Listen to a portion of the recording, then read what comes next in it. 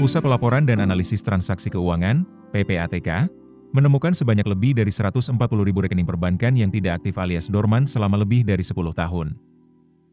Jumlah dananya tidak sedikit, mencapai 428,6 miliar rupiah, dan sebagian besar belum diperbarui datanya oleh pemilik sah.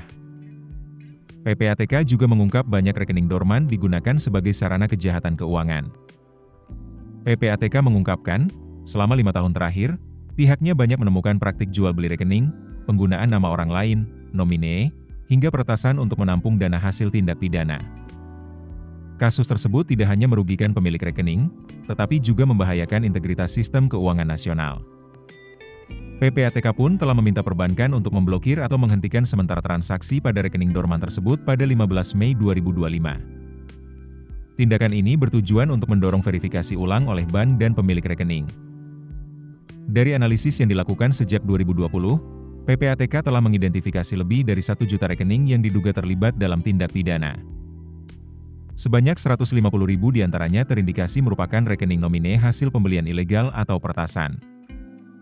Bahkan, lebih dari 28.000 rekening diduga terkait praktik judi online, sementara sekitar 50.000 lainnya tidak memiliki aktivitas sebelum dialiri dana ilegal. PPATK juga menyoroti penyimpangan dalam penyaluran bantuan sosial.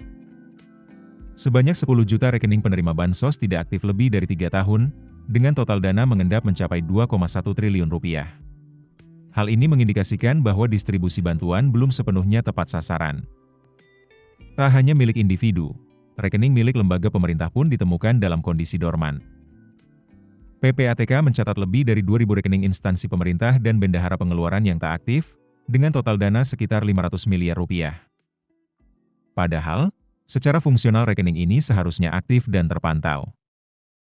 Jika dibiarkan, kondisi ini berpotensi merugikan negara dan memperbesar risiko penyimpangan anggaran.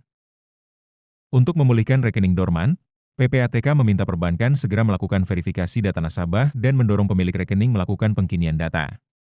Tindakan ini menjadi bagian dari kewajiban implementasi prinsip Know Your Customer, KYC, dan Customer Due Diligence, CDD. PPATK juga meminta masyarakat untuk segera merespons jika menerima notifikasi bahwa rekeningnya masuk kategori dorman.